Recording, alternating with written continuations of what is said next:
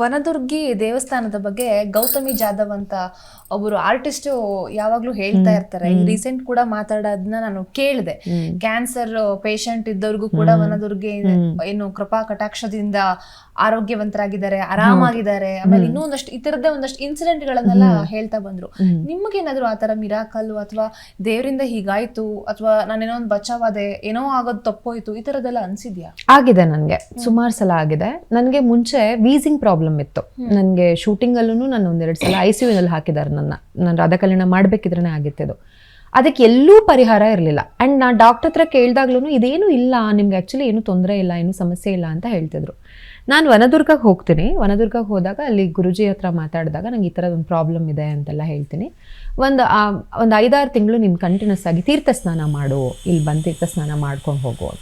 ಸರಿ ಗುರುಜಿ, ಆಯಿತು ಬರ್ತೀನಿ ಅಂತ. ನೀವು ನಂಬಲ್ಲ, ಆ್ಯಕ್ಚುಲಿ ನನಗೊಂದು 6-7 ತಿಂಗಳಾದ್ಮೇಲೆ ನನಗೆ ವೀಸಿಂಗ್ ಸಮಸ್ಯೆ ಇಲ್ಲ. ಇವತ್ತಿನವರೆಗೂ ನಂಗೆ ವೀಸಿಂಗ್ ಇಲ್ಲ. ನಾನು ಎಲ್ಲೆಲ್ಲೋ ಹೋಗ್ತೀನಿ, ಅದು ಹೈ ಆಲ್ಟಿಟ್ಯೂಡ್ ಏರಿಯಾಗೆಲ್ಲ ಹೋಗ್ತೀನಿ. ನಾನು ಅಲ್ಲೆಲ್ಲ ಹೋದ್ರೂ ಇವತ್ತಿಗೂ ನನಗೆ ಬ್ರೀದಿಂಗ್ ಇಶ್ಯೂಸ್ ಆಗಿಲ್ಲ. So this is one of the health issue ಅಂತ ಬಂದಾಗ this is one of the miracles ನನ್ನ ವಿಷಯದಲ್ಲಿ. ಯಾಕೆಂದರೆ ನಾನು ಅದನ್ನು ಫೇಸ್ ಮಾಡಿದ್ದೀನಿ, ನಾನು ಅದನ್ನು ಫೀಲ್ ಮಾಡಿದ್ದೀನಿ. ಇನ್ನು ಮೆಂಟಾಲಿಟಿ ಅಂತ ಬಂದಾಗ ಅವಳೇ ನನ್ನ ಮೈಂಡನ್ನು ಎಲ್ಲವನ್ನೂ ಚೇಂಜ್ ಮಾಡಿದ್ದವಳೆ. ನಾನು ಎಷ್ಟೋ ಸಲ ನಾನು ಒಬ್ಬಳೇ ಕೂತ್ಕೊಂಡು ಭಯ ಆಗ್ತಿತ್ತು ನನಗೆ. ಕೆಲವೊಂದಷ್ಟು ಸಲ ಏನಪ್ಪ ಮಾಡೋದು, ನೆಕ್ಸ್ಟ್ ಮಂತ್ಗೆ ನಾನು ರೆಂಟಿಗೆ ಏನು ಮಾಡ್ತೀನಿ, ಮತ್ತೊಂದು ಈ ಥರ ತುಂಬ ಎಲ್ಲದಕ್ಕೂ ವೀಕ್ ಇದ್ದವಳು ನಾನು.